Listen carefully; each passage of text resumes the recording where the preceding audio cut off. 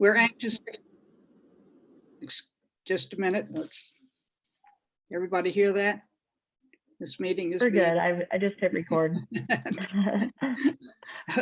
There are several commissioners from around the state that are listening in to you in this presentation, and will be on the board interview in an hour.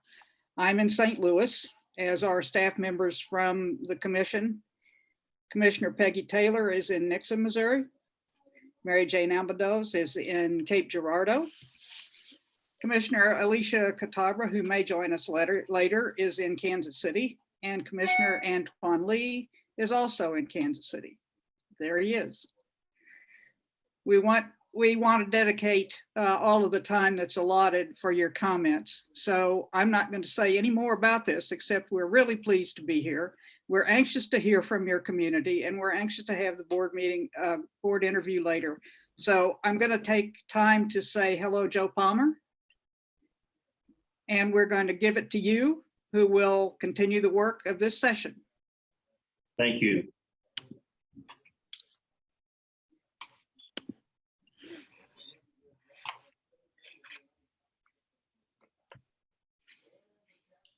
Good evening. My name is Joe Palmer. Thank you for being with us as we share a small piece of information about our schools. I first want to thank our central office team, my cabinet, for all their hard work and effort with our charter renewal application process. I'm proud to be here this evening as the superintendent of the Guadalupe Center's Charter School. I am in my 4th year as the superintendent. This presentation will involve some of the accomplishments that we are proud of.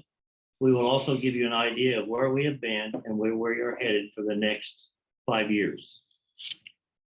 I would like to begin by sharing our mission and vision. These were developed by our leadership teams, our school board, and selected teaching staff as part of our strategic planning process. Our mission to educate and empower our school community by providing rigorous and engaging academic and cultural experiences.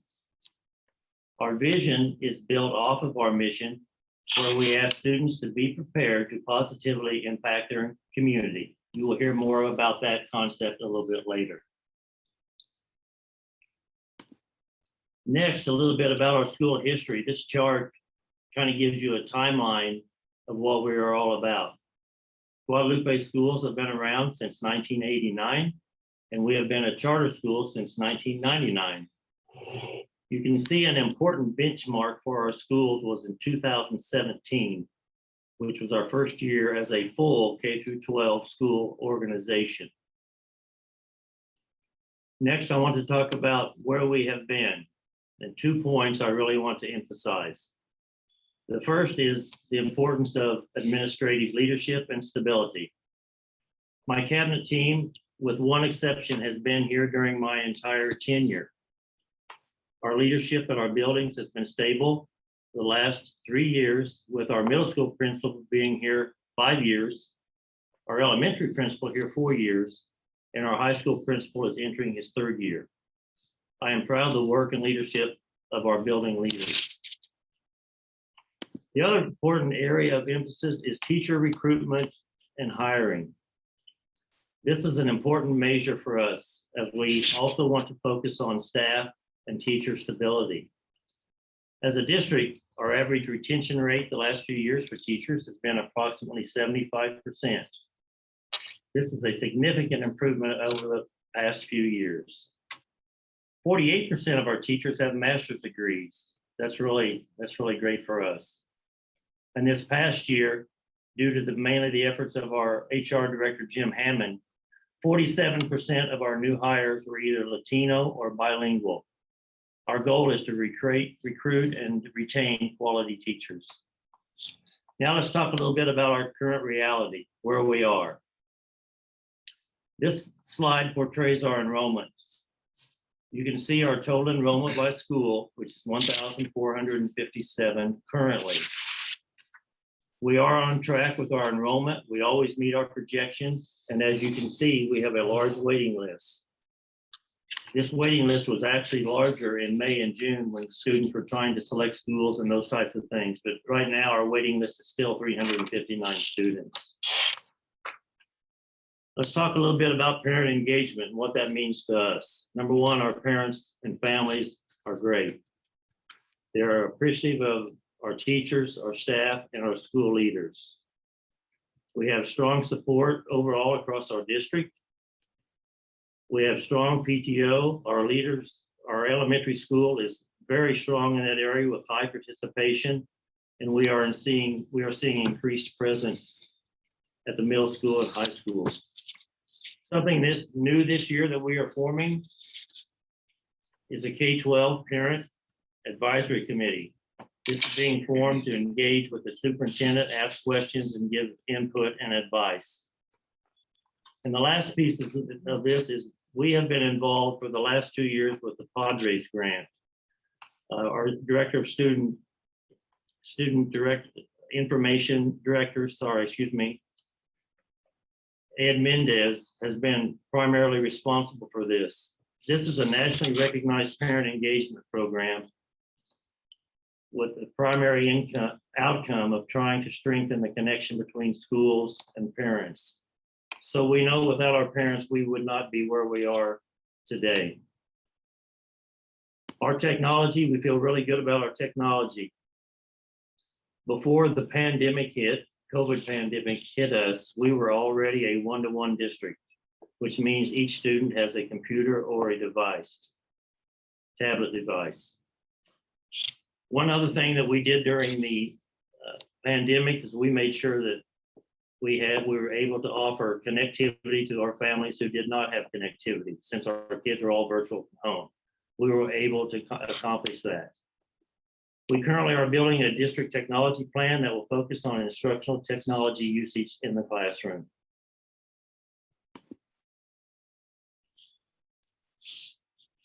When we talk about school budgets, we feel like we are really in solid shape. I'm in continual conversations with our CFO, Shannon Spradling. We have strong stability with regard to our district finance.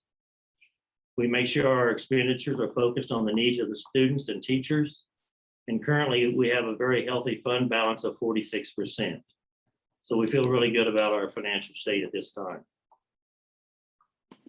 I'm going to turn the next few slides over to Mr. Ed Mendes and Dr. Steve Lametta. Thank you, Mr. Palmer, and good evening, everyone. You've probably heard the term wraparound services before. We are very fortunate to have our parent organization, Guadalupe Centers, who provides a variety of social services to our students and our families and are just a phone call away. A few examples that our families utilize include utility assistance, rental, eviction, mortgage assistance, food pantry, referrals for healthcare and legal assistance, and also language interpretation services. Good evening, everybody. I'm Steve Lametta. I'm the Assistant Superintendent of Schools here at Guadalupe Centers, and I'm going to get us started with discussion about where we're going. So where are we headed? Well, we've set some ambitious goals over the past couple of years, and that first one means a lot to us. We are very eager to get our kids reading on grade level. And so we've set our wildly important goal of 75% of our students with us 3 years or more will read on grade level by 2023. Given our population, 96% of our students being Latino and 70% of our kids needing ELL services, we know that it's extremely important to focus on literacy. They absolutely need those skills if they're going to be successful in life and moving forward. So we need to continue to grow our ELL program across the district as our population grows. And when we think about our students with disabilities, we need to offer a continuum of services and supports that's accessible to all students age 4 to 21.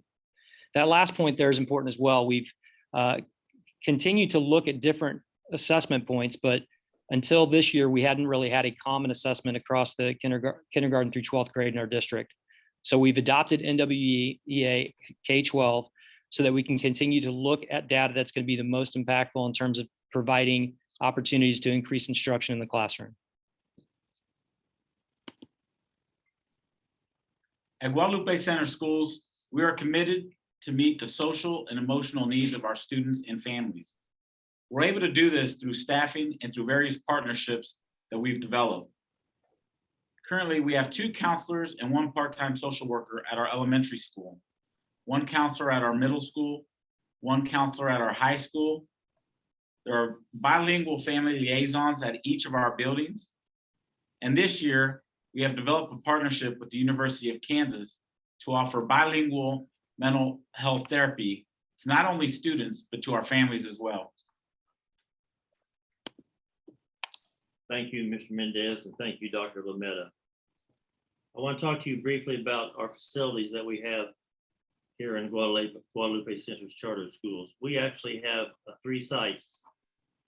We have a high school, we have a middle school, and we have pre-K through 5th grade. So our goal is to manage our growth with facility renovation to meet our increased enrollment. First of all, we're pleased with our facilities. We think they're great. And when you tour our schools, we think you will be impressed. And as you have heard us speak, our enrollments are strong, and we have many families that want to attend our schools. Our challenge is to grow at a pace that is both educational and financially feasible. So we're currently looking at renovations at our elementary campus so we can have additional classrooms. And we also have maintenance plans that are in place to support the building needs of all 3 of the campuses that I just mentioned. I'm going to turn this next slide over to Dr. Lametta. I'd like to talk just a little bit about our efforts to support college and career readiness. We've put a great deal of time and effort into this over the past couple of years through our real world learning efforts. Fortunately, we've been able to partner with the Kauffman Foundation and have received some funding to design and plan a 3-year strategic plan around real world learning. We know that it's extremely important for our kids to have opportunities once they leave our system. And our goal is to provide access and equity so that students can do just this. One of our goals is for students to leave with 2 market value assets. These are those industry valued and recognized skills that they acquire in high school and they're able to use toward post-secondary education and or the workforce. So we support that by offering 3 different academies for our students. Impact Academy, where kids can work on client connected projects, our early college program, and our career academy. Programming takes place both on and off campus and involves a variety of partnerships with the community that help support the programs that we offer at Guadalupe Centers. Thank you, Dr. Lametta. In conclusion, we are really proud of our schools here at Guadalupe Centers. We are focused on student growth and achievement. We're also focused on making sure that our families and our parents have the full service opportunities that they deserve to help us support our schools. So thank you to our parents, staff, and the Charter School Commission for your time and consideration this evening. Susan, this concludes our presentation. Thank you so much. Thank you. We will now move on to the public comment portion of tonight's hearing. Just a few reminders regarding that. I will say your name and then I'll unmute yourself or I'll unmute you. And then just try and keep it under 2 minutes just so we can hear from everyone. And with that being said, we will begin with Marlenis Martinez.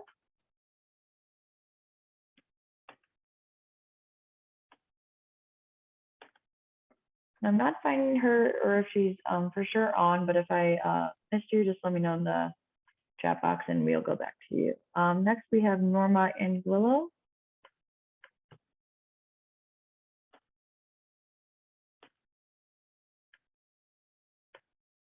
I'm not seeing her either. We'll move on to Brenda Nazira.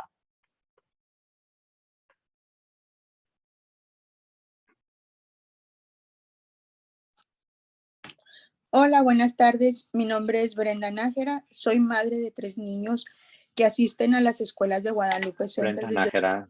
I have 3 kids in Guadalupe Centers from pre-K, kinder, 3rd, and 6th. That is a school where the majority of the students are Latinos. And it allows us allow us to use our culture, and they have bilingual personnel that help us understand and communicate with the teachers.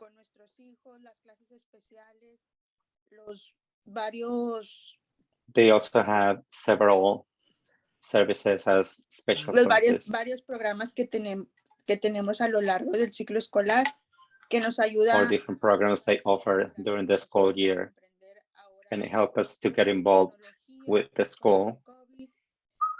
Y en general es una escuela que yo en lo personal estoy muy cómoda ahí. Gracias.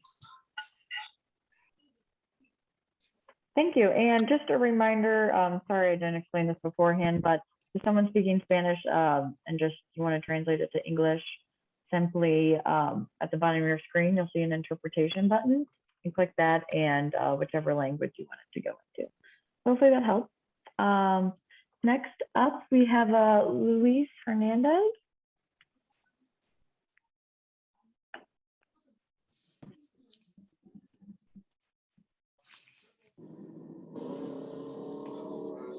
Afternoon, my name is Luis Hernandez. I'm the father of 3 students of Guadalupe Center.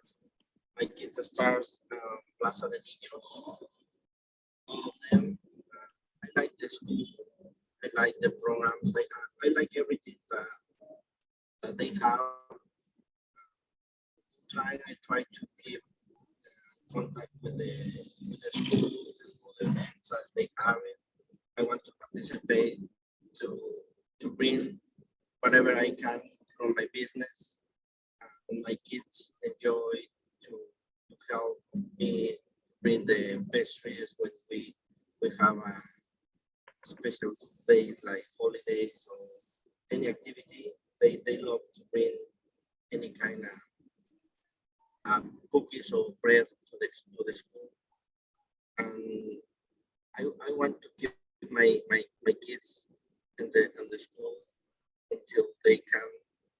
I'm not sure until the high school, but I love the school. I think this is too complete for my kids, and they have everything that I want. What I want for them, the school have it. Thank you. Thank you. Now we have Eduardo Mendes.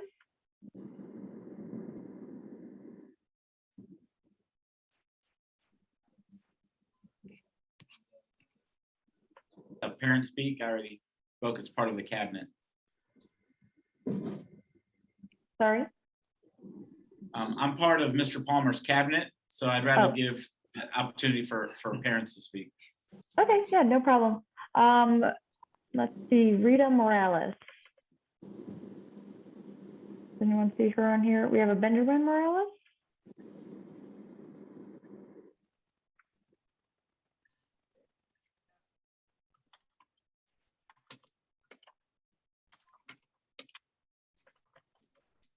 All right, we will now move on then to Roberto Baira. I'm sorry if I mispronounced any of these names.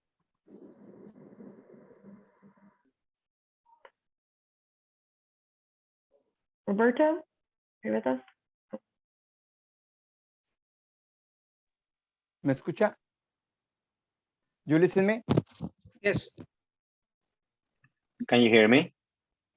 Okay. Sí, mi nombre es Roberto Vieira. Tengo un hijo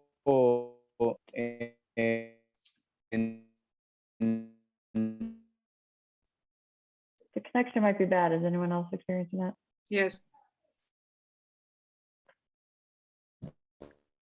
La escuela high school.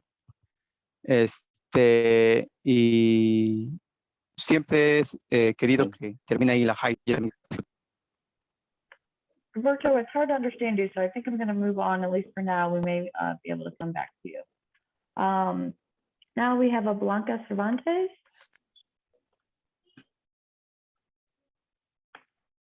Who I am not seeing either. What about Griselda Lopez?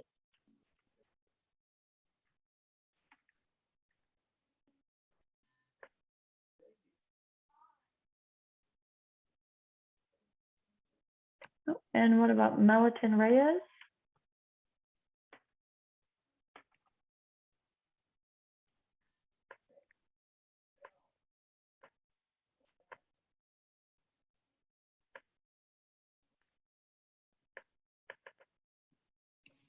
All right, now let's see if we can get Eloisa.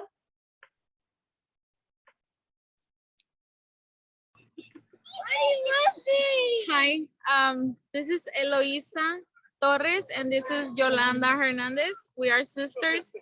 We have kids on elementary, middle school and high school. And also my husband graduated from high school, from Guadalupe Center High School. We've been our kids assist school since they were in pre-K in Plaza de Niños, and we are proud of the school and we are happy to have a bilingual school for kids. I am grateful that we have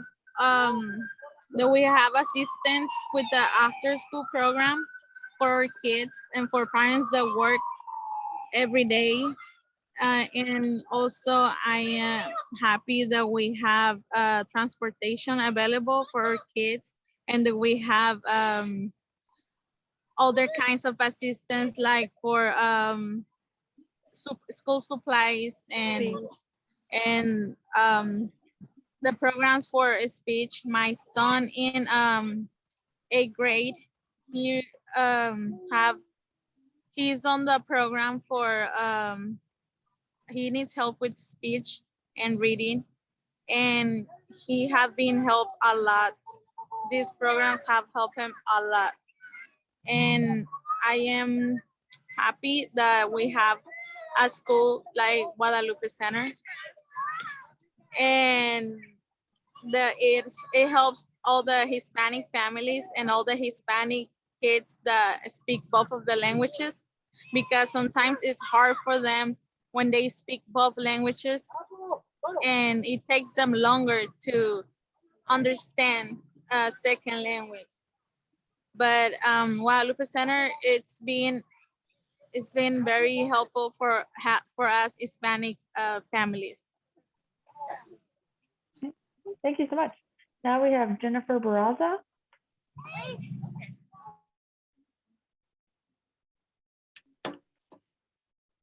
Good afternoon. My name is Jennifer Barraza, and I want to start off with saying that Guadalupe Center schools are amazing.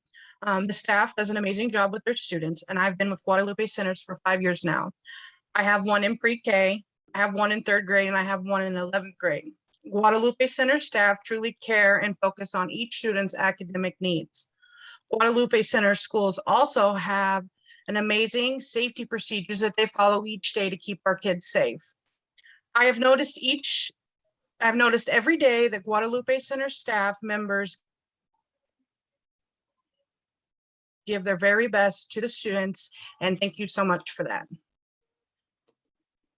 Thank you. Next we have Amada Rubio.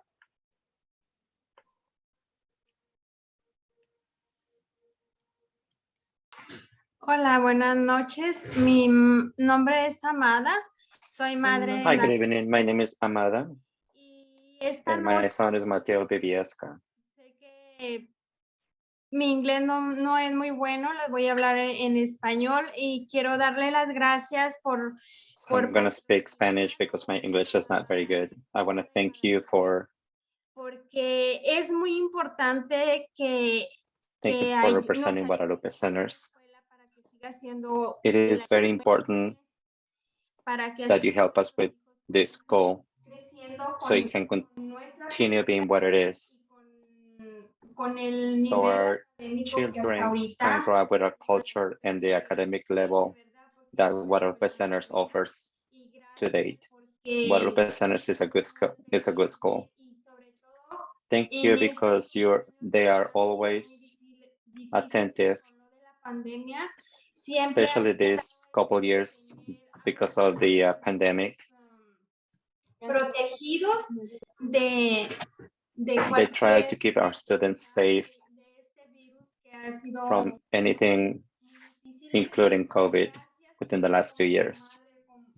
I appreciate it, and thank you as a mother and as a family member because you're always taking care of our students. oportunidad y por los programas. Thank you for the opportunity and the programs that you offer. Para que nuestros Thank you hijos for puedan helping us. comer, porque sabemos que es una comida Thank you for helping saludable us with mucho en free meals. And I've noticed that lately muchísimas gracias. those meals are much better. Que nos sigan patrocinando a nuestra Guadalupe. Thank you so much, and we want to ask for you to keep representing Guadalupe centers. Thanks everybody. Thanks to all of the personnel and the teachers that they've been in front of this problem with the pandemic and taking care of the children. Thank you. Thank you, Amara. Next, we have Sabrina Garcia. Hi, I'm a mother. My name is Brenda Garcia. Hi. I have two children who go to the elementary school. I have one right now who goes to the middle school, and then I have two who go to the high school. For the last 4 years, my children have gone to all three schools.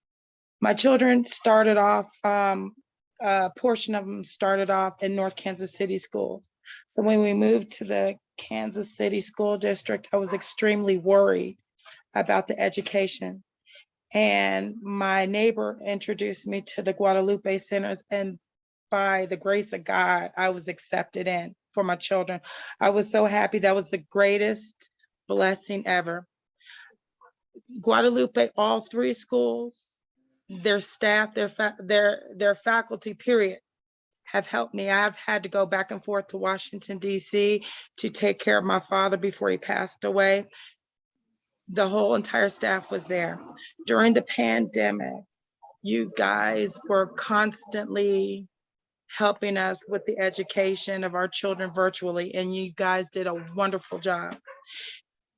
Some of my sons have IEPs because of you guys' constant care and persistence. One of my sons, Jacob, from elementary to middle school, now to high school, has been a straight A student, and he also got out of his IEP. He requested to be tested out, and he is no longer, I mean, in special education. He is he's just normal education, but on the same token, he's a straight A student. And this is what you guys did. You gave my children hope. I have a mixed family. They're bilingual. We're Black and we're Hispanic. And I'm so thankful for every single person in these schools. I'm thankful for you guys, and please continue to fund them, because I don't know where my family would be. I have children who are working on their masters right now, but because of you guys, all of my boys want to pursue their college educations, and that's because of all of you guys taking time out to care for them. And I'm thankful for all of you. Thank you. Thank you. And now we have Ophelia Mendoza. Buenas tardes. Mi nombre es Ophelia Hi, good Mendoza. evening. Tengo 3 niños. My name is Ophelia Mendoza, and I have 3 en la media y en la kids, high. one in elementary, middle, and high school. Y desde ahí sus hermanos los metí a la escuela porque es una de las mejores My younger escuelas kid, que para mí. my older kid started in kindergarten, and to me is one of the best schools, not only for their academic De los alumnos, development, but they also take care of the students and the parents in general. They're very kind and respectful. Programa de eso de IEP siempre le han ayudado I have mucho. a student that he is on an IEP, and they always helping. They're always taking care of, make sure students eat. They take care of everything, not just teaching, but they take care of everything else. Más mínima necesidad de cada uno This de los. is a school that they take care of every single little thing they can find that involves teachers. I'm sorry, that involves students and parents. My oldest son is in 9th grade. He's been with Guadalupe Centers for 10 years. This is a great experience, and it has been a great experience. Please keep supporting Guadalupe Centers. This is a great school for me. Thank you. Thank you. Now I'm going to try and go back over a few people we may have missed. What about Marlene Martinez?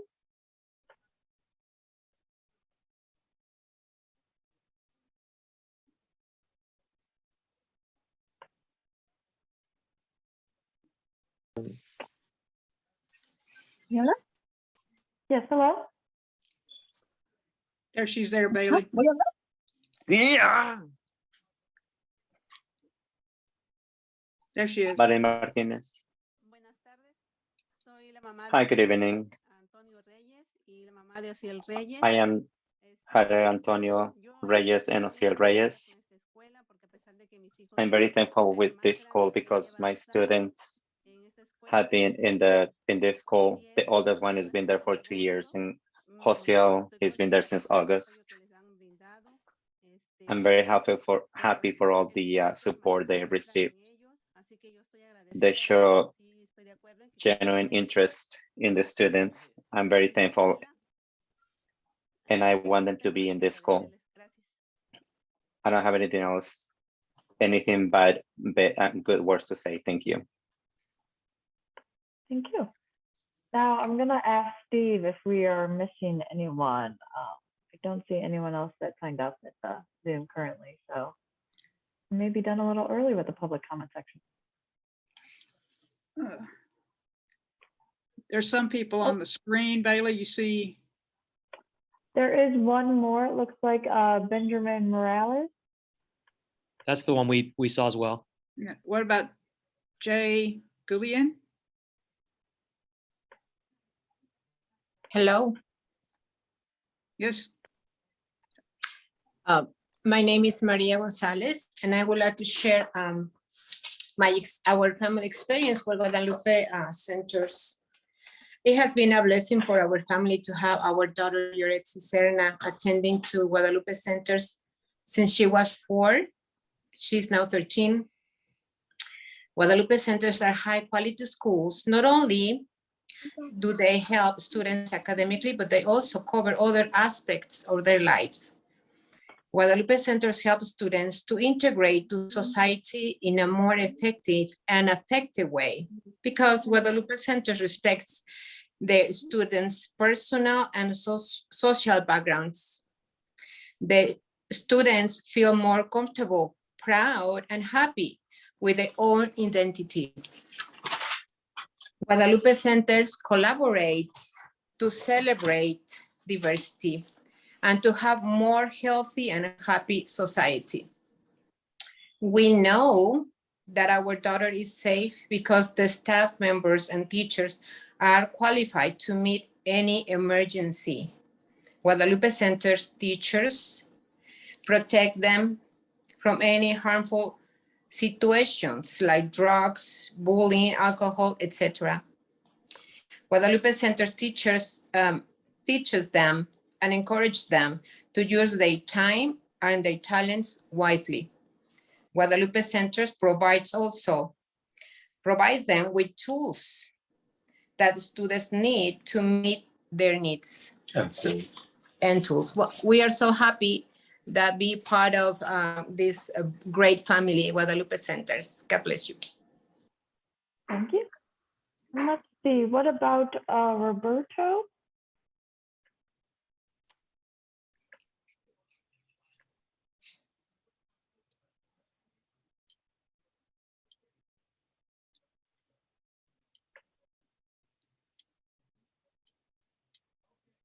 Hello? There he is. I think he unmuted himself. Try again, Bailey. Roberto, can you hear us? You're on mute.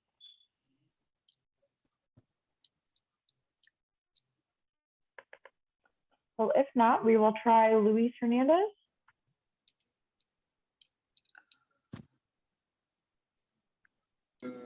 Yeah. There you go. Luis, we hear you. Yeah, what do you mean? I talked before. Oh. Oh, he's already talked. Yeah. Yep. Okay. Well, I think that means we may have. I'll try Roberto one more Bailey? time. Yeah. Yeah. And Bailey, also Miss Morales, that's on there. I don't think she's spoken yet either. And it's under Benjamin Morales. Did She she just speak? spoke, yes, for Benjamin. She was on his account. Okay. And Did she speak? Beto Lopez has spoken?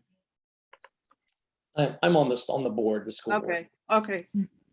And Wait the your person, turn. the person that's Galaxy A20,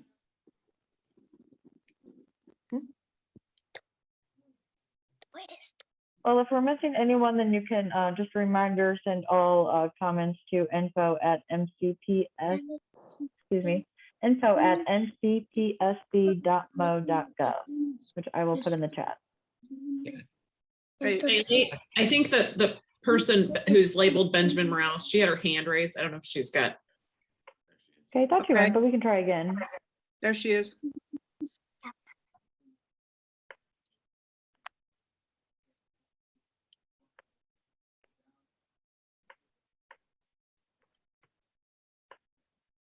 Hola, ¿puedo hablar? There she is. Can I talk? ¿Puedo hablar? ¿Sí me escuchan? Can you hear me? Si has hablado bien.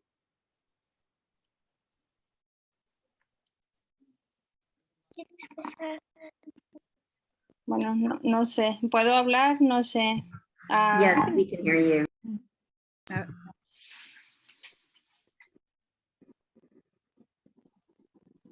Sí, Bueno. puedes hablar. Ok, sí, perdón, es que estoy viendo otras personas, no sé si ya se van a hablar. Bueno, buenas tardes, agradezco Hi, good por evening. este enlace y Thank you for comentarios y thank you for letting me speak. agradecemos que se encuentran aquí. I'm looking at the comments and Mis tres hijos han ido a la escuela. I want to thank everybody that is supporting the schools. I have 3 students in this school.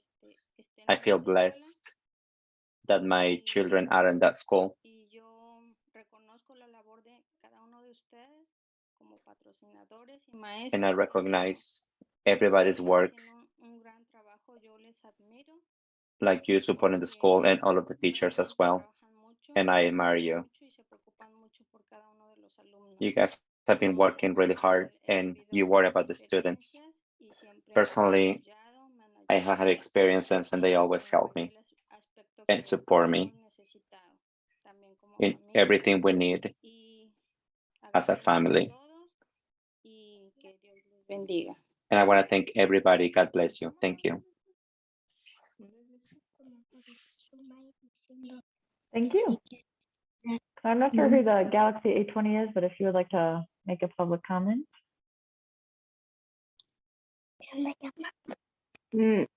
Buenas tardes, ¿puedo hablar? Yes. Yep. Sí, puedes hablar. Muy bien. Mi nombre es Norma Angulo. Hello, my name is Norma Angulo. I have one student that is in 3rd grade. Thank goodness I have had the opportunity for my student to be there since kindergarten. Personally, my child has been in schools ever since his 3 years, but he's been in a different school for different medical reasons. They told me he needs to be occupied. He was at that school, but unfortunately I am Hispanic. And I've been trying to speak English and learn English, but it's been a little difficult. I haven't been able to speak English. In those 2 years that my child was there from 2 to 5, it was a little stressful because I wanted to know the progress of my child, if he was doing okay, if he was acting up or not. And it was hard for me because I couldn't express myself. It was really hard. But when I had the opportunity for my child to go to Guadalupe Centers, I thought it was going to be the same problems because I couldn't speak English. Thank goodness I had the opportunity.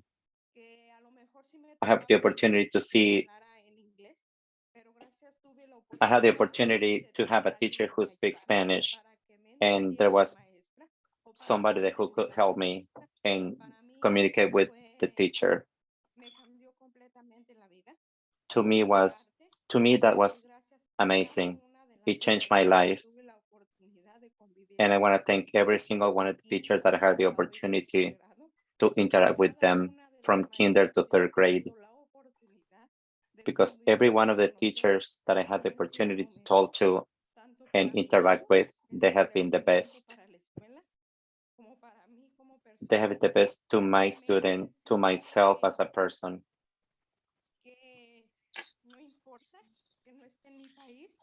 They've taught me that even though this is not my country, I can count on every one of them, even though sometimes it's not hard for them to understand me. But I know sometimes it's a little difficult for them to hear me and understand, but they're there for me. They do everything they can to understand what I'm saying and to hear me with any problems that my student might have. I really want to thank everybody, every one of them working in the school, including secretaries or any position they have.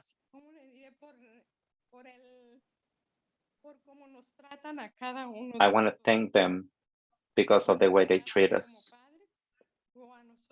because of the way they treat us as parents.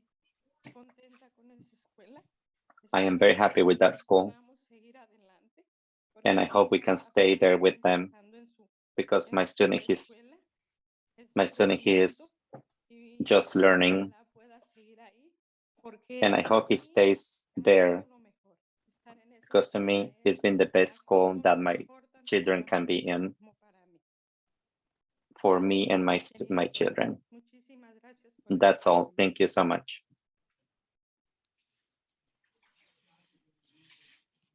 Great. Bailey, I think, is Martha trying to check to see if we're getting. Yes, she is. So if we have all board members, I think we might just go Okay, on into the board interview. But Steve or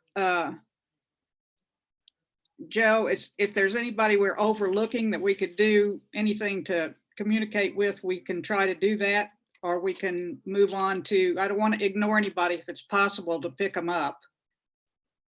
No, I think we're good to go. You do? We want to take a 5-minute break and then do the board session? Sure. Yeah, well, turn it over to Bailey here and she'll decide. yeah, let's take a Bailey. 5-minute break and let's start back up at 7:20. Okay. That sound good? Thanks to all of you. Yes, thank you so much.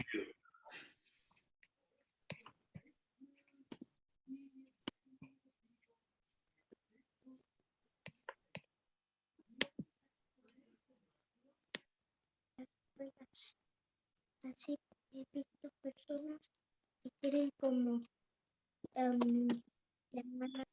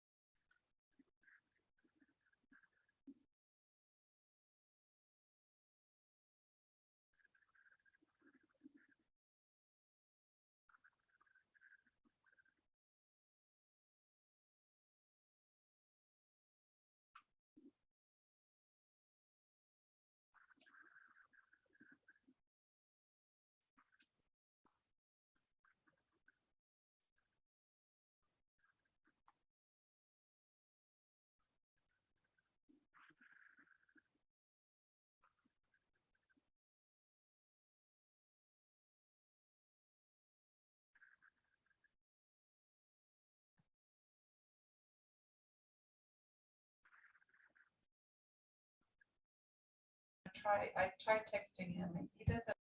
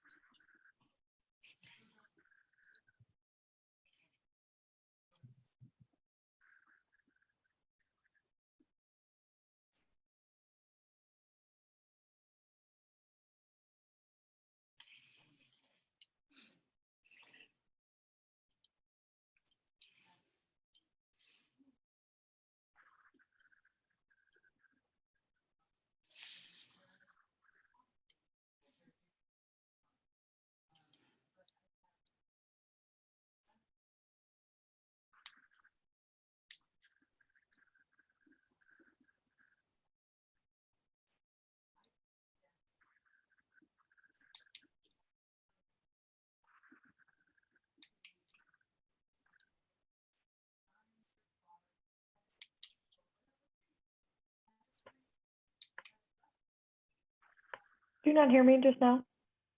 I can hear you, yes. Okay. Yeah, I Um, just want to see if everyone's ready to start the board interview or not. I think we. I'm missing a commissioner, I think. Mary Jane, are you on?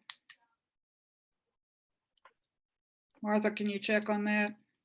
Yes, excuse me, yeah, I'll check and see if I can find out if she's coming back. Yeah, okay. Otherwise, Mr. Palmer, you have your board?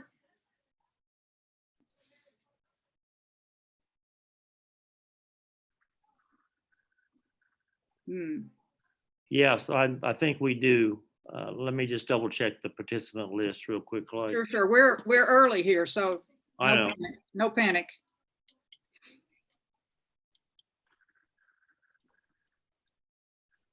Let's see, Judge.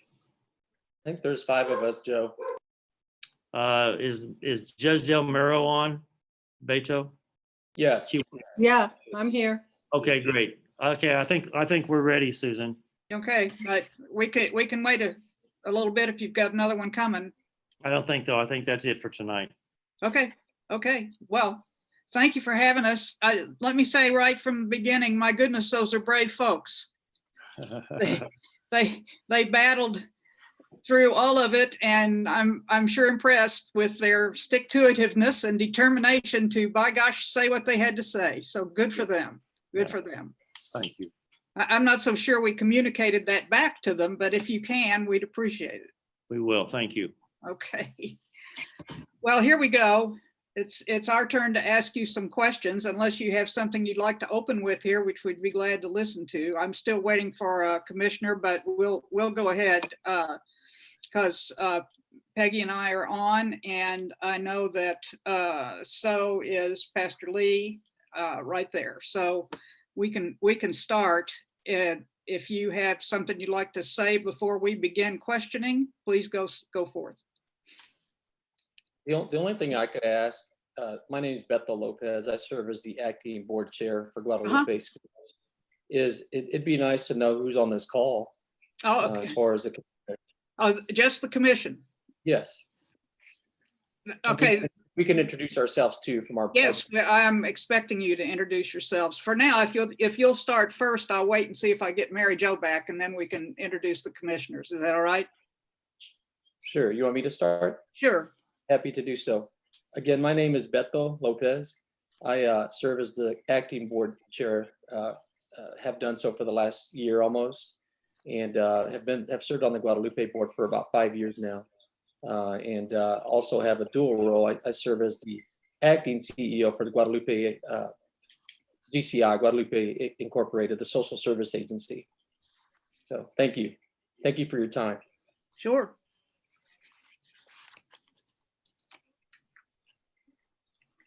Next, folks. Any one of our board members, feel free. Judge? I'll go ahead and introduce myself. My name is Jaime Guillen. I've been on the board. It's been a while now. I can't remember exactly when, but I'm also a parent. My son has been with the Guadalupe school since he was in kindergarten. He is a freshman now, so he's been out through all 3 schools. Me and my wife, throughout his educational journey, have been participants on all levels. We've participated in PTOs. I've taken an active role on the board, and we've put everything towards this for sure. And I just want to thank all the parents that were on this call, because we echo what they were saying. That's the reason why we've stuck around. And yeah, it's a family, it's a community, and academically, everything. It's just been a great experience.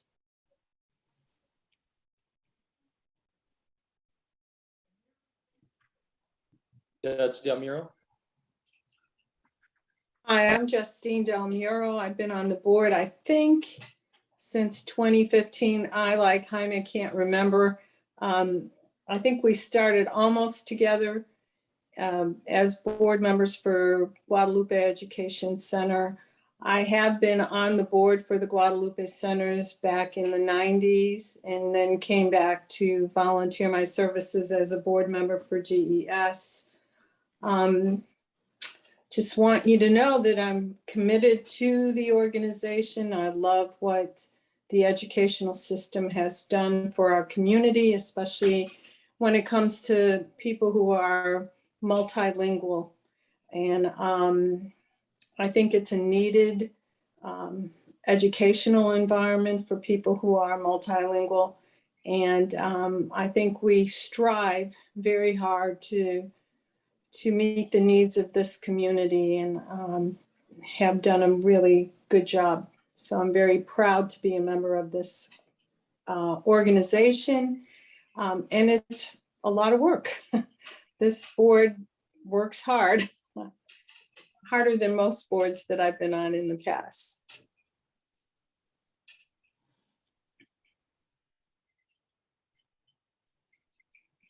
Dr. Vargas.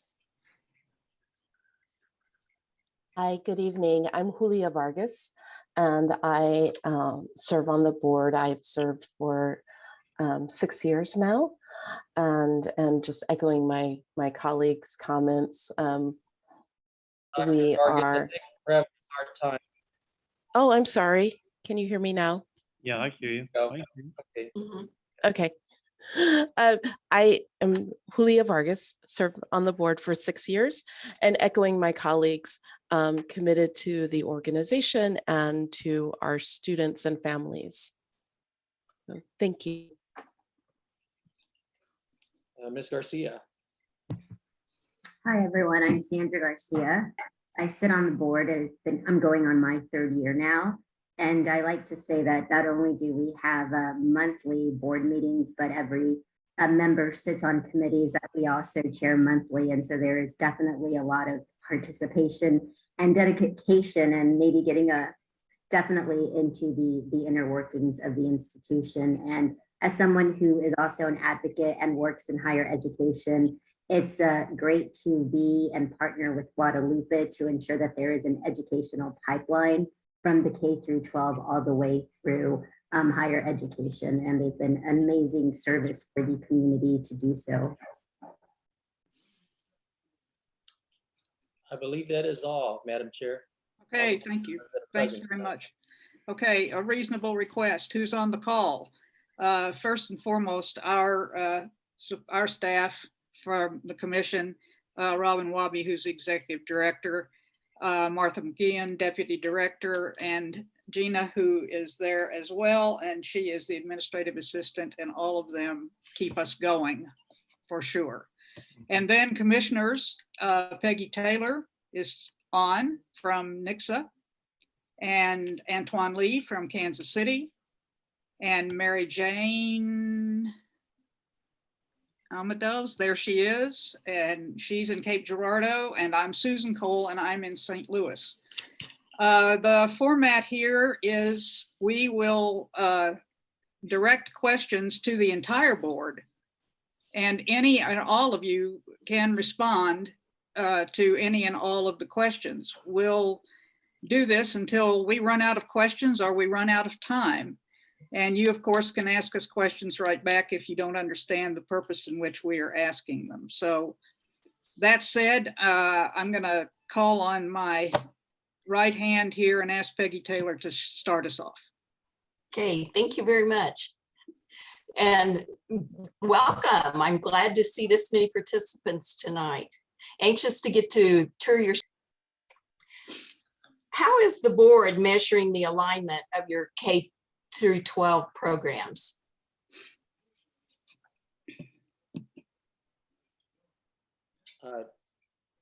Somebody on the education, on the one of the committees, you want to address that, Dr. Vargas?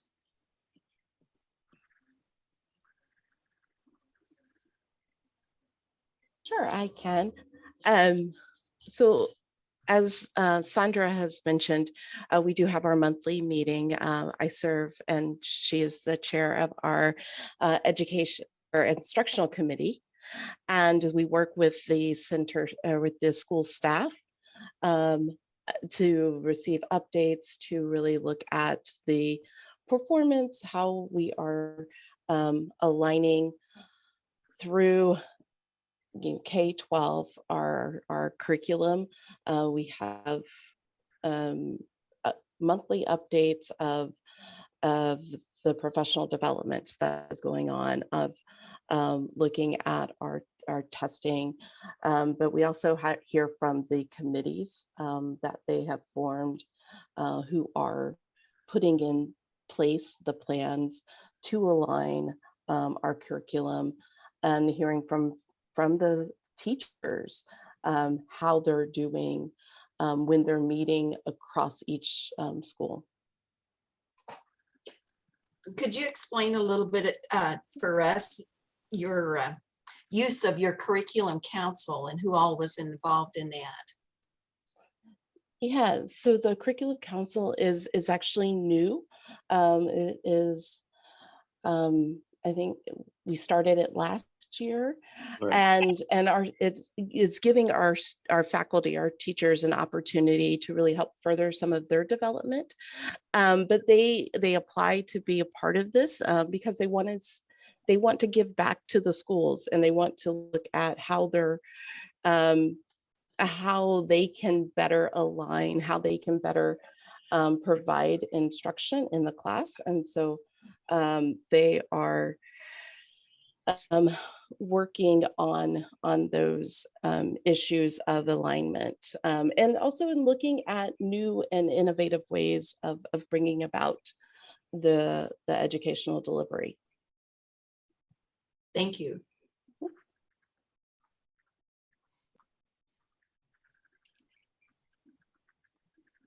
Mary Jane, you have a question? Yes, I do. Somebody mentioned you have community programs, and those are very interesting to me. And I was just wondering if you could give me some ideas of what these community programs are. Are they interactive with the children, or how does this happen? I can give that one a crack if that's okay with our group, since I kind of wear both hats, both with the agency and the school system. But basically, you know, a word that we've used quite a bit around Robin Wabi, as she's gotten to know some of us here the last few months, is we use a word, a wraparound. We call them wraparound services. As you maybe have heard, if you haven't, Guadalupe, the social service agency, has been around over 100 years. And some of the basic services we started serving and providing literally almost 100 years ago, we continue to provide to this day. And those are directly, you know, the programs that a lot of our families and our students are able to take advantage of. And they involve, I think one of the graphs that were presented here a few minutes ago showed kind of a list of those programs. But for example, especially during COVID right now, we've had a lot of families that have lost their jobs and have, you know, had to take advantage of rent assistance or mortgage assistance, utility assistance. We even help people with workforce. Some of the parents that have lost their jobs, we help them get retrained and help them identify other job opportunities. But we have our aftercare program with our youth programs that coincide daily during the school year and during the summer with our summer school programs. Also, you know, there's part of it's a curriculum enrichment that takes place with the regular school curriculum. But then again, we have the aftercare component for summer school. So, those are just kind of some of the brief examples of the wraparound services that we're able to provide to specifically the students, but also their families and whatever need they may have to help kind of keep things going at home. Could I ask one more question? Please. Have you ever looked into using the community to involve your kids in career opportunities? Because I've been involved in schools where we've developed programs and the children have an opportunity to be mentored by the community, and it helps them be ready for jobs after they graduate. Have you ever thought of anything like that? I'll take that one. We do that. That's part of our real world learning experience that our high school has implemented. And even prior to starting our real world learning, we had partnerships with a number of community organizations to come in to help mentor our students. Some of the local ones, there's Prep KC that has opportunities for career exploration, and then also to visit some colleges. There's also Mind Drive, which provides some of our science and technology coursework, and then also the co-curricular aspects. So yes, we definitely have a lot of outside community partnerships as well. Thank you.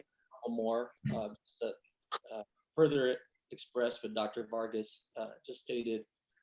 We have a great relationship with the Hispanic Development Fund, and they we're also part of their network that helps students with not only scholarships, but exposing them to workforce and college experience visiting campuses. So those are some of the other areas that we participate with them. Anyway, I just wanted to add, along with what Dr. Vargas said. Don't forget the Metropolitan Community College relationship we have with students, and then our nursing program as well. So we do a lot in terms of making sure that there's something for every student,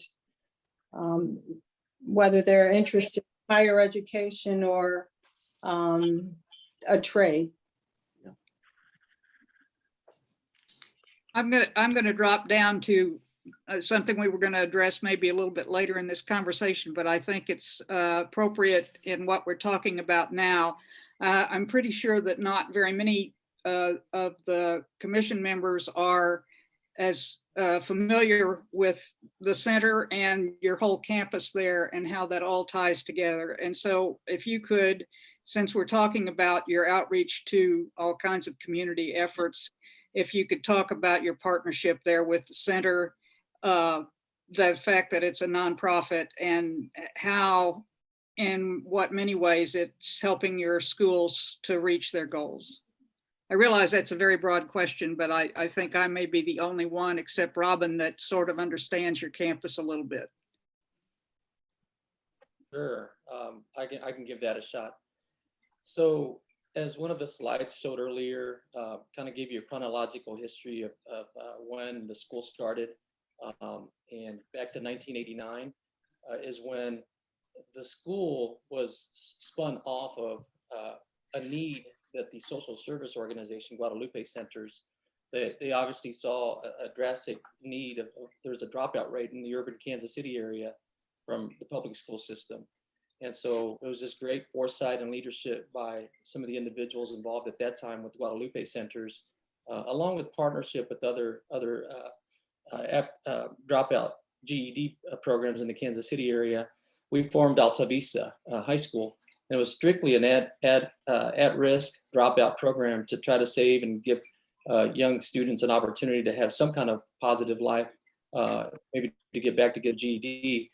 It started from that initial idea, and here we are 20-something years later, it's evolved to the school system that we are today. But all along that whole period of 25 years, almost 30 years, the Guadalupe Inc. we call Guadalupe Incorporated, the social service aspect has always been a key component and reason why the school system has survived. For many years before it truly became a charter school, there's many times where financially it was completely subsidized by the parent organization. Not until we became associated with UCM and truly became more immersed into the charter school system is when a lot of our funding mechanisms changed, as you all well know, when you work with through the DESE, through the school system, public school system and reimbursements. But along with that, these social programs, again, those have been around 100 years. Those programs is what has made and assisted the school system and the families survive. Those are resources that perhaps were not available in traditional public school systems. And so, you know, other children had other school opportunities. They went to private schools and received some kind of grants or scholarships to have that kind of education experience. But our school system quickly aligned itself and just took advantage of these wraparound services that I mentioned here a few minutes ago, to support the family and support the child from every aspect, from, you know, helping the parents find jobs to mental health kind of services, you know, rent assistance, utility assistance, things that could be very traumatic for a family and the children, you know, to keep the lights on so they're able to study at night, or a backpack so they can take food home for the weekend. And I know those are things that are done in many traditional school systems, but you've heard some of our parents tonight, and somewhat the cultural aspect of many of our families and the language barriers. That's the added kind of value that we bring as being associated with the Guadalupe Social Service Agency. Hopefully that answers your question. Sure.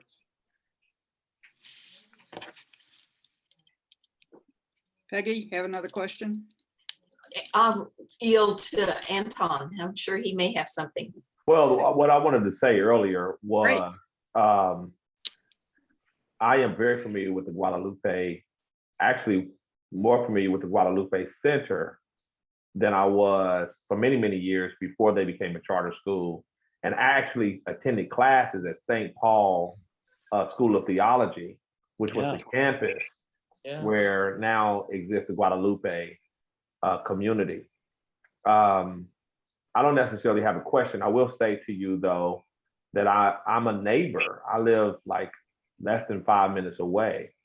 And so I see that campus all the time. There you go. So, and I recognize the impact that it's making on that community. And I see it first. I'm a part of that community actually. So yeah, very familiar with that. I'm happy to become, or have an opportunity to become even more familiar with the multitude of services that the Guadalupe Center is providing for the community. We appreciate that comment. And for yourself or anyone, any of you on the commission, happy to give you all a tour of all of our properties and have you see it firsthand, as Mr. Palmer indicated earlier. I think, as Robin maybe will give you her perspective, I think she was very pleasantly surprised and blown away of the nice learning environment that our students are experiencing. You're on our list for a school visit. Fear not. Fear not.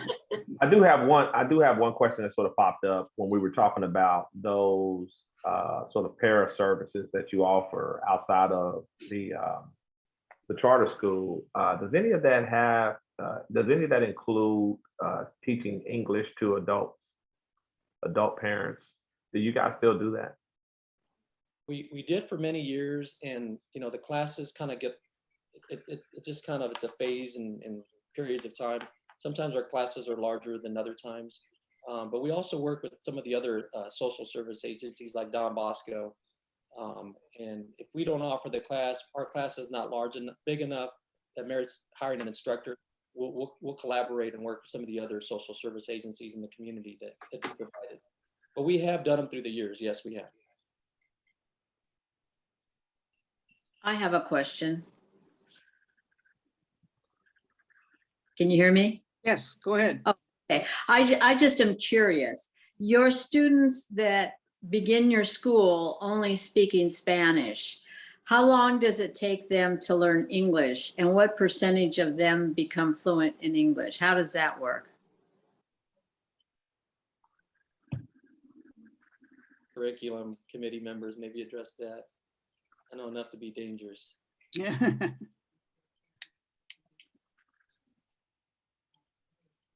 Would it be out of line for me to speak to that question? Of course not. Okay.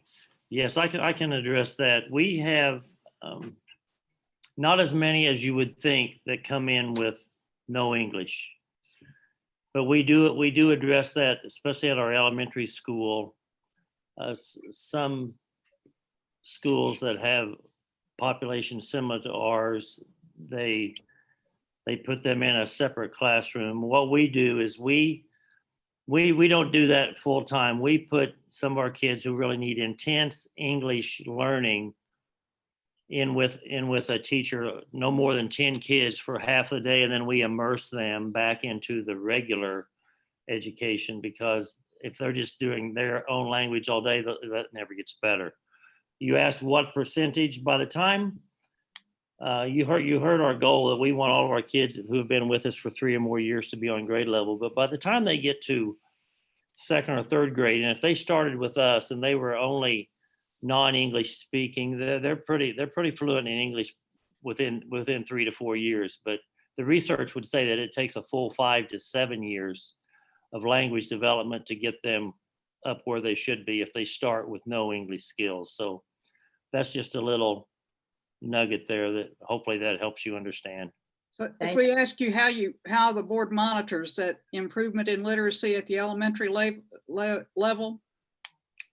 We monitor that through, like Dr. Lametta said, we do our NWA assessment, which is K through 12, but we have ongoing assessments because the NWA is just given 3 to 4 times a year. Right.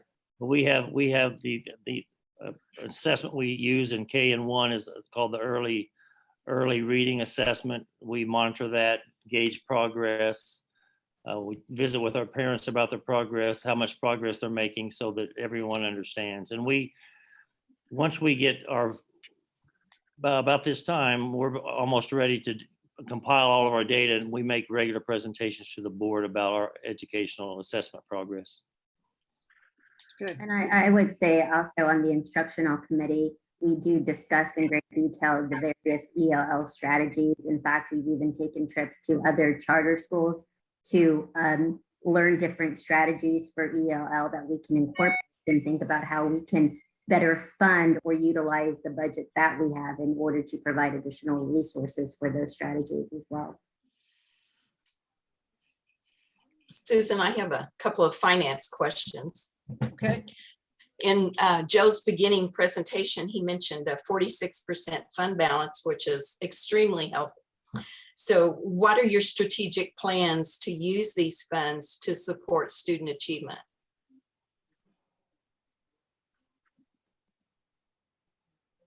Mr. Palmer, I'll give that a shot, or Judge. Yeah, go ahead. I'm in.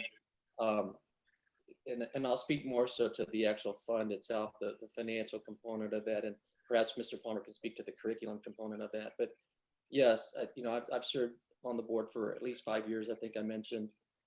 And one of the things that we've taken a lot of pride in is knowing that we don't have the regular bond type financing that traditional school districts have. The resources we do take, as far as reimbursements, we're pretty prudent with that, the way we use those funds. And a lot of, obviously, most of the resources, as a board, we've never shied away from supporting any curriculum initiative that our superintendent or his leadership team requests from us. We want to provide them the most resources possible. But at the same time, that part of that fund balance and how it's kind of grown to what it is right now is we've also been very strategic about, again, our facilities and being able to address the growth in student bodies that we have a growing waiting list. And so we've done a lot of feasibility studies to make sure that we're able to absorb that growth and have the proper space for each one of these students. A few years back, our fund balance grew to over 30% as well. But again, being strategic, we knew that we had a waiting list and we knew we needed more classrooms. So not having bond financing, we're able to use it for quite a bit of the capital improvements that I think Mr. Lee, you've seen at our Via campus there on Truman Road. All of that was done, very little debt service, very little borrowing. So that kind of helped us with our facilities. And so this fund balance that we have currently, we're also getting ready for another capital investment so that we can add more classrooms. And I'll let Mr. Palmer address the curriculum part of it specifically, and how our focus has been to also provide resources for our academic part of the school.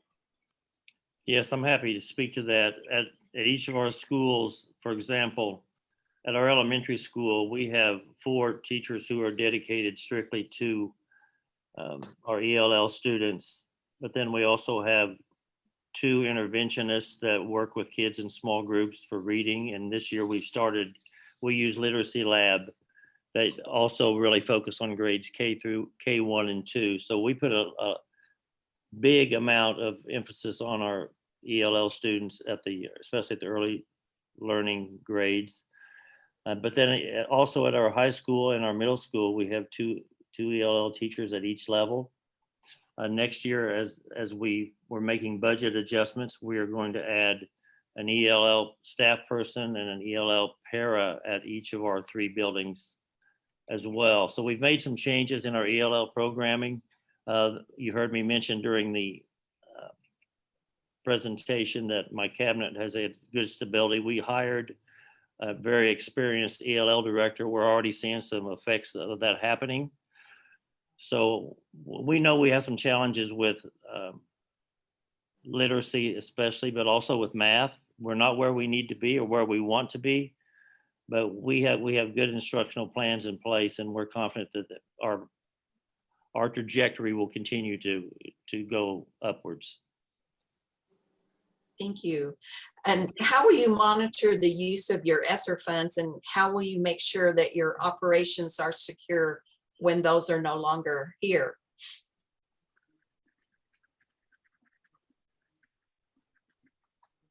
Sure. I'm happy to kind of address that one as well. We have recently put together a 5-year budget plan, again, to make sure that we are as prepared as possible for the trends of with the amount of space that we need for the students based off these waiting lists. We engaged an architecture consultant that has helped us with this feasibility study. So thus, yes, the idea is the goal is to take advantage of some of these ESSER funds, knowing that they're not going to last forever. But our plan is so that we are sustainable beyond that 5-year period. And within that 5-year period, our goal is to not incur very much debt either. So that's the key, so that we can sustain for a longer period. Very good. As you might imagine, the commission's really interested in your performance contract. And specifically, we'd like to know what your plan is to track the progress for all of your performance contract goals. I can speak to that.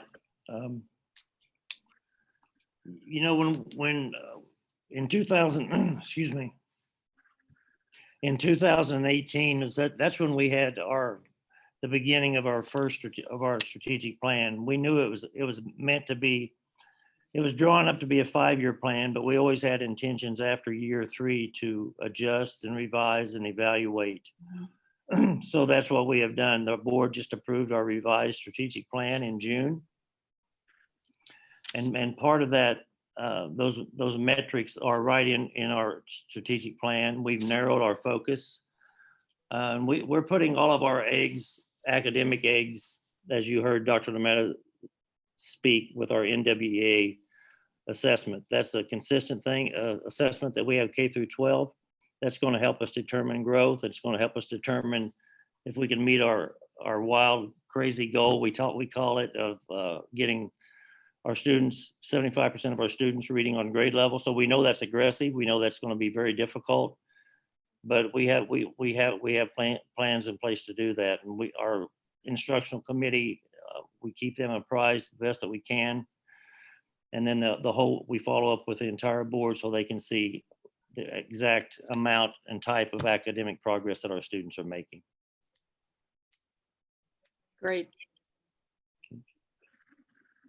Anybody else? Who all served on your strategic planning process? We did that. We hired a consultant from Colorado, and we still use them. It's Insignia Partners. They're really a strong partner of ours. Yeah. You know what we enjoy about them is they are just straight up. You know, they don't sugarcoat things. They see this, and we have really not heated conversations, but honest and open conversations with them. So, but when we developed our strategic plan, that involved board members, involved parts of my cabinet, building administrators. We had teaching staff from each building. We interviewed parents. We had what we call focus groups that gave input about what they would like to see in the next 5 years for schools. So when it was all said and done, we received input from over 100 of our families, along with my cabinet and our school board. Did you have students involved? During my tenure on my local board, the most insight that we received from our community was from 3 students that served every year. It was amazing, their insight and their requests. You know what we did was we surveyed our students in grades 3 through 12, and we took some of that information and feedback from them at that time. Good. They did not actually serve on the committee, but that's how we did that. Could you talk a little bit about using your parents and students on your design team and what all they're doing? That's mainly with our real world learning process. I'll speak to that. Dr. Lametta, that is basically his bailiwick, but we do involve our parents, and we have our main design team is at the high school right now, and then we're going to trickle that down to the middle school and the elementary. We have 11 teachers that are involved in those plans, but we do get input from our parents. And you know what, I was just thinking of that during the presentation, is that when we talk about our graduate profile, how that has changed just in the last 2 to 3 years since we've started the real world learning process. Because when our kids walk across the stage in May and they graduate, our goal is for them to have something that they can look forward to, whether it's workforce, career, 2-year, 4-year. We think we're doing that. We've made significant progress in that. What is your graduation rate? Our graduation rate, when are you talking about just for seniors? Yes. Yeah, just for seniors, I think last year it was 91%. Good to hear. Can we talk about teachers for a second? I heard you in your presentation, what your retention has been recently, especially in this tough time of difficult instruction. But nonetheless, it's always an issue, and everybody's out to get whatever teacher they can. And we heard lots of your teachers that are awfully happy to be where they are. But at the same time, I'd be interested in plans that you have currently and then long-term to ensure you're going to have high quality teachers over the course of this charter. I can speak to that. I'm talking a lot, but I can speak to that. We are, as I said during the presentation, we put a lot of emphasis on that. You know what, if we would, I think Ms. Garcia commented about a trip that we took, I think it was probably 2 years ago when Ms. Garcia first came on the board. We went to Los Angeles to look at a couple of charter schools. And in Los Angeles, in the charter schools in the Hispanic communities, all their teachers are either Hispanic or bilingual. We don't have that luxury. We're making progress. We do the best that we can, but one of the things that we look at when we when we hire staff is we want to make sure they're vested in the cultural relevance of our community. That's the most important thing. And usually when we know that there's somebody that we can hire, they bring that up themselves. We don't ask them that they bring that up during the interview. But we're also our HR team, we're getting involved with the Grow Your Own grants that are available through the state of Missouri. We're making plans to be heavily involved with those. And it is important. You know what, when I threw that figure out there, 48%, I asked our HR director, I said, you've got to go back and figure that. That can't be right. Because we have a lot of teachers who are year 1 through 5. So to have 48% of our teaching staff with master's degrees, we think that's a pretty good thing. So, but we do have emphasis on retention. We have some, when we hire some staff, if they're bilingual, we give them a bonus. If people have to, if they live further than 250 miles, we give them a small stipend, just to show that we're vested in what they're doing and what they can bring to our school community. And while we understand that we don't necessarily have the most competitive advantage and that we are competing with others, we do try to think outside of the box and strategies. And so aside from the Grow Your Own, we do have very strong mentorship programs with other teachers, and they're mentoring some of our younger first-year entering teachers. Our HR department is also taking a new approach to recruiting different media avenues in order to make sure that we get the word out there. We try to support increases or provide various opportunities with additional bonuses or COVID bonuses or things of that nature to make sure that we stay competitive. And we even try to think innovatively. And I know that this has not necessarily gone through, but knowing the capital projects that we have, is there a way that we can provide more affordable housing opportunities from some of these first-year teachers? So if we might not be able to compensate them in terms of a salary, perhaps we could, make their commute easier or provide a living assistance or other things of that nature. We visited a charter in Boston that did offer housing for their younger teachers, and that was a big asset to it for recruitment. Mr. Lopez, you could speak to that if you would, please. Yeah, happy to do so. I think we all know across the country there's a workforce housing, affordable housing problem everywhere. Yes. So the idea for our site or our school system actually came from Dr. Hammond's, our HR director. As Ms. Garcia said, we're just trying to be creative and helping him as he's out there on the recruiting trail. What can we do to entice these younger professionals as they're coming into the workforce? And we have, as Mr. Lee said, we have this great piece of property, this great campus there on the east side of town. We have the space, and we actually engaged a firm to do a market study for us that confirmed that there is a need for this type of housing in that specific part of Kansas City. So we engaged an architecture firm. We're not to the point where we're ready to take the next step. We're looking at different funding mechanisms. UCM was very supportive of this initiative when they were our sponsors, but we put it on hold, and we're reevaluating this. But we're hopeful that we can get this on track again, and build some kind of a low-income tax credit housing development on our own property on our campus that will not only serve our own teachers and assist our HR director for recruitment purposes, perhaps other charter schools or other urban public schools that could benefit from this as well, for them to recruit better, or not better, but more teachers. Mm-hmm. So this is very real, and we put a lot of emphasis into this and a lot of sweat equity into this. Would that come through your the center incorporation or through the school district? That hasn't been determined exactly, quite honestly, and we'll look at both options.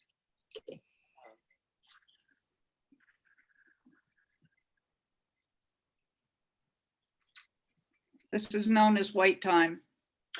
I have a question. What is the plan for moving forward to ensure governance at your board's level that would be necessary to deliver all the goals that you're putting into this new charter, that you would be compliant?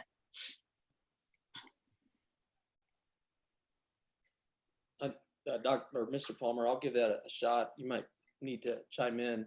I mean, as far as our board, as you can tell, I think you've heard from each one of our board members that are present here tonight.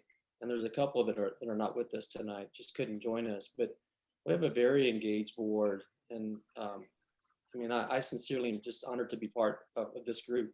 And they are very engaged, very active on the committee level. I don't know that since I've been on this board, we've had a problem with any kind of quorum situation for regular board meetings, especially when most of these meetings have been virtual here the last 18 months. And so I really am, I'm sincerely honored to be working with this group. And we are very engaged. I think governance we take that very serious. You know, I think we can improve in many ways. I don't know that we have a specific, board recruitment process that we're very much willing to kind of sit down and maybe critique and try to figure out better ways for us to recruit more board members and perhaps certain areas of expertise that could be more beneficial for all of us aggregately to come up with more perspectives, diverse perspectives. But I mean, as far as governance, it's something that, again, I think this group takes very serious. And I know we work hand in hand with Mr. Palmer to ensure that he's in line with our way of thinking as well. And being with you all as a new sponsor, and you all have certain standards. We've told Ms. Wabi that we highly respect that, but we welcome these high standards. Transparency is very important to us. And you want a certain standard, we want to be higher than that standard. And so we're prepared to proceed with you all going forward. If I may add, from a board of governance perspective, knowing that we just did the charter, it would be incumbent on us as a board to ensure that the standards that you have given us are incorporated into the overall strategic plan, so that our performance, and make sure that the goals actually align and cascade from the top down in every committee and every matter that the board addresses. And I'm sure that is something that we can do and reevaluate and assess if need be to make tweaks to the strategic plan as well. And also making sure that those standards are incorporated into our existing policies and procedures, and the board definitely does a deep dive, and also just our standard operating practices as well.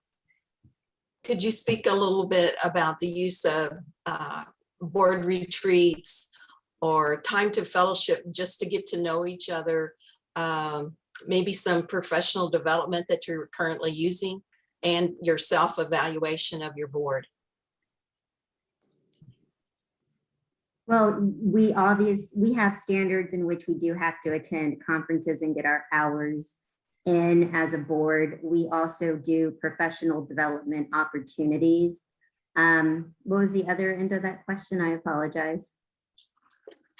I kind of pulled several of them in together. If you use an annual board retreat and an annual self-evaluation of your board. We have not had a board retreat since I've been here. It is something that we have been striving for. And that is with the new board and a new chair. I think that is something that we are looking to ensure that we put into practice. And I know that's a timely question. Just literally this afternoon, I shared with Mr. Palmer, I had a call with Kent Peterson, who I know does a lot of this type of consulting work for many of the charter schools throughout the state of Missouri and throughout it sounds like the 4-state region. He reached out to me today, and we had a preliminary phone conversation where doing some kind of self-assessment is something that we'd like to propose. He'd like to propose to our board, and I've not had a chance to share that with our board yet. We'll discuss it at our next executive committee meeting. But I personally would suggest that we do, and I'm open to definitely having some kind of a self-assessment and just kind of see where we are, and we can always get better. It lets you measure your strengths and weaknesses as a board, but it also, to me, it develops that camaraderie of working together as a board with a common concern, with a focus on your children that you serve. So I definitely recommend it. Sure. I would agree that that's probably necessary. I've been on the board for about 6 years. And I can tell you when I started, the school had really mushroomed from high school to K through 12. And we were really at our infancy. We were modeling our policies from a public school perspective. We have since changed those policies and procedures and actually created our own set of policies and procedures. That took a long time to put together. We have spent a lot of time focused on the academic aspect of the school and very little time on board unity. However, I can tell you that pre-COVID, I thought that the board members were very congenial. We attended a lot of GCI functions together. They're our umbrella corporation, and so we were interconnected very tightly. We're invited to a number of events through the school and through the GCI, and I frequently find myself sitting next to another board member. So even though we haven't had the opportunity to do this, we have attended programs together in focusing on GES in the past. And COVID's just changed our trajectory. But I do think, and we did talk pre-COVID about doing retreats, and then COVID hit and we never got there. But sure. I think the first 4 or 5 years of my tenure as a board member has been focused on getting all of our policies and procedures tightened up so that we were running a well-run educational system. And that was priority 1. That's good. Easy to understand. And it's easy to understand that it's been a difficult 2 years. Yeah, it has. We all get that. Let me ask Pastor Lee and Mary Jane and Peggy if you have any follow-up questions here that you'd like to ask. We've had these folks kind of under the gun now for nearly 2 hours. So anything else? I just wanted to ask, how does the partnership with the Guadalupe Center help you accomplish your goals as a school? In what ways? I can try to answer that, but I'll let one of my colleagues maybe go first.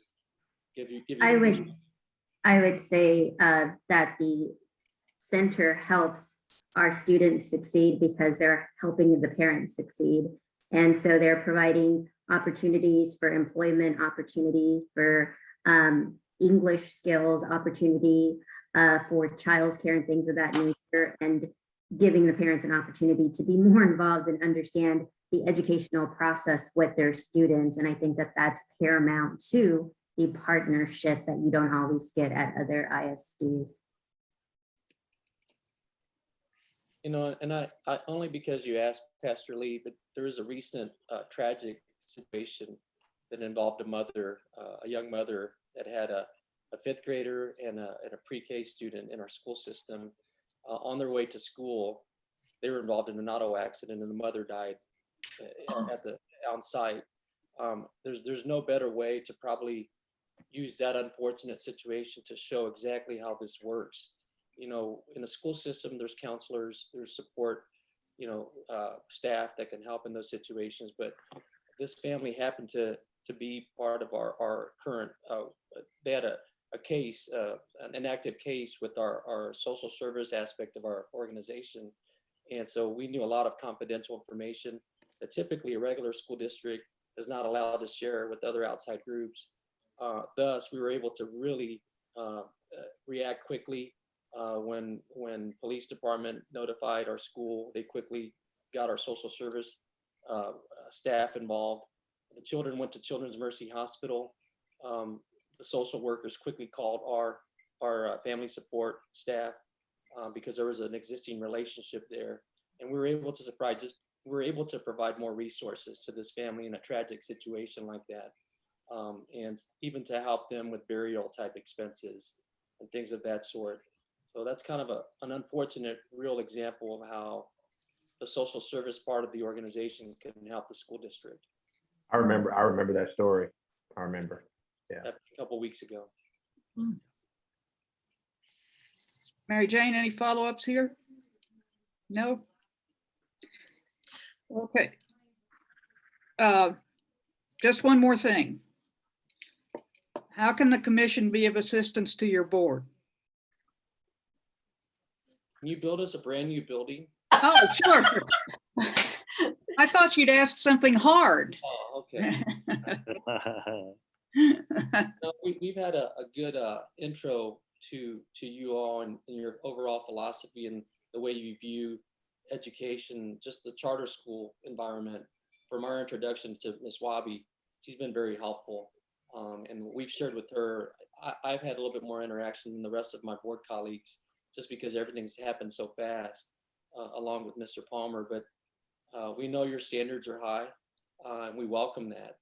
And so, you know, we want the best for our children and these families at whatever level that is. And we're looking forward to partnering up with you all. And as we proceed with this charter renewal, we want to make sure next time we get the 10-year. Aha. Yes, yes. That's what we like to hear. That's what we like to hear. Well, thank you, ladies and gentlemen. It's been a pleasure. It's been trying. I know we don't like to do it this way any more than you do. This virtual thing is just not near as much fun as things face to face, but your families were impressive, and as are you. So we thank you very much for your time tonight. It's been a long night, I know. And Bailey, are you there to help us sign off? Yep, I'm still here. Okay, good. Good night, all. Thank you so much. Your time. Thank you. Thank you. Good night, Thank everyone. you. Good night. Good night.